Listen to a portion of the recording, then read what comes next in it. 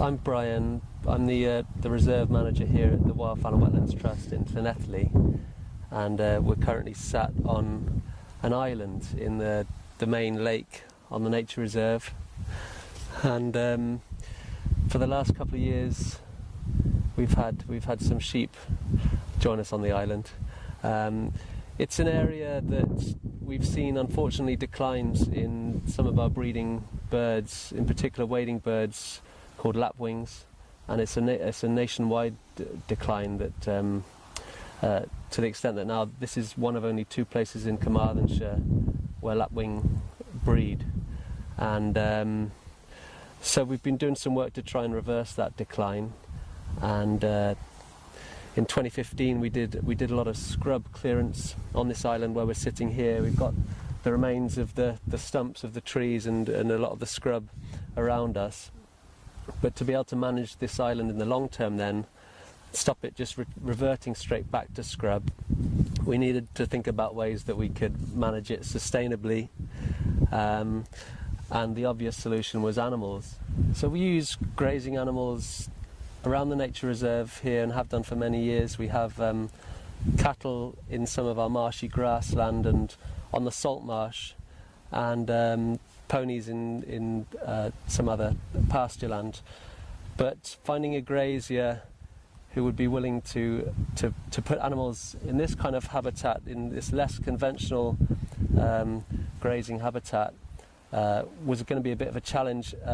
Fortunately, through our local nature partnership, I found out about PONT, an organisation which helps to promote conservation grazing, and Emma Douglas at PONT quickly got on board and started to help us in a number of different ways, most importantly to find a grazier for the island. But also that autumn she came and trained us in how to check sheep for health and also our other stock as well, so that we could then take on the role of checking the animals when they were here, and make it more attractive for a grazier so that they could be a bit less hands-on on a day-to-day basis. So we were trained up, and then with Emma's help we found someone crazy enough to put their animals out on this island. I'm Jane Bissett. I'm a shepherd and I live in the Vale of Glamorgan. For many years I did harbour a secret envy of the flying flock of Shetland sheep that go away doing conservation grazing, but of course where we live there's no real opportunities. So when I was approached by Emma at a show, in a show environment, to see if I would be interested, I secretly tried to be quite cool about it, but I jumped at the chance. Well, we first brought the sheep in April. It was a bit of an adventure for all of us. They were brought over to the island by boat, one at a time, which was a challenge to say the least. But when they arrived, they were lambs, and we had no expectation of how we thought the year was going to pan out, or indeed the first 6 months. So by the time we collected them, I was quite surprised when we got them home to see them having developed so successfully, looking so well. They were very, very fit, and they'd grown immensely, which is what I would have expected from lambs towards growing into shearlings.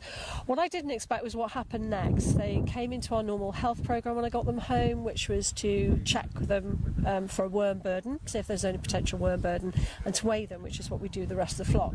Well, I put the first one on the scales and swung it free.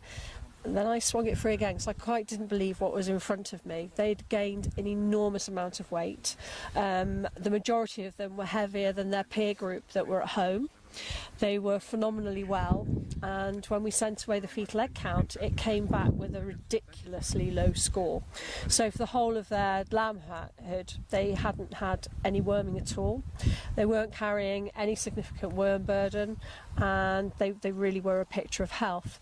So because we had a peer group at home from the same ram, we decided it was a perfect opportunity for a little bit of a trial. So all the sheep were blood sampled, and that was cross-referenced, and the sheep that had been away on the conservation ground were higher in trace minerals than the ones at home, which was not something that we expected, and it was clearly a benefit.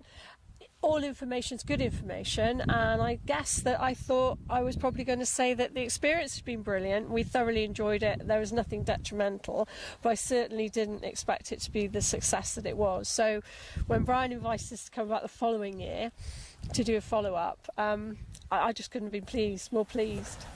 Grazing animals are an essential part of the wetland ecosystem, really. They would have been here long before we were, and without them we've got a situation where managing habitat like this is incredibly demanding on manpower in terms of the staff or volunteers, also fossil fuels and everything that we need to use to maintain this kind of vegetation by hand. And then even with that, we don't do it as well as animals do. Animals graze down certain areas very low, other areas will leave tussocky, whereas cutting it ourselves you tend to end up with a bit of a level habitat. And what the lapwing need is that combination of very short grazed grassland, tussocky areas that the chicks can hide in, and it's already proven a real success for us here. So 3 years ago, before we started working on the island, we were down to one pair of lapwings, sadly, on a separate little island, and no chicks for many years. 8 years in a row we'd had no chicks fledging. The year after we increased to 3 pairs and had our first 2 chicks fledge, and then this year, on the second year of grazing, we've increased from 3 pairs of lapwings up to 12 pairs, and we know that at least 9 of those fledged chicks. So it's incredible the curve we're on, and hopefully that's going to continue over the next few years. So yeah, I'm strongly hoping the sheep will be back next year. As well as the benefits to the wildlife, we feel like the project has had benefits for us as well. I mean, not only have I had less brush cutting to do on this island, but my staff and volunteers have really enjoyed the experience of checking the stock and helping to look after the sheep.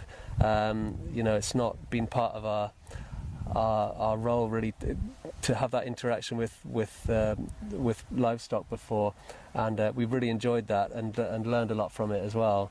And one thing I've heard many times is our visitors talking about the sheep and loving having these animals to look at from the hides and from the screens around the place. They often think they're goats, but they love seeing the primitive breed, and they look so natural in the landscape, and it's definitely been interesting for them as well. If there's one thing that the project's taught me, it's the importance of conservation. It can be educational. We've been able to take it out to schools when we've done visits back at home, pass the message on and everything. I would absolutely recommend other people that have got any type of livestock that's suitable for conservation grazing, don't dismiss it out of hand. Go along, have a look. Even if you don't think it's suitable initially, which I don't think initially I did, but I wanted to really give it a go. Best decision I ever made. And if there is one thing that PONT's taught me, that's grazing really is amazing.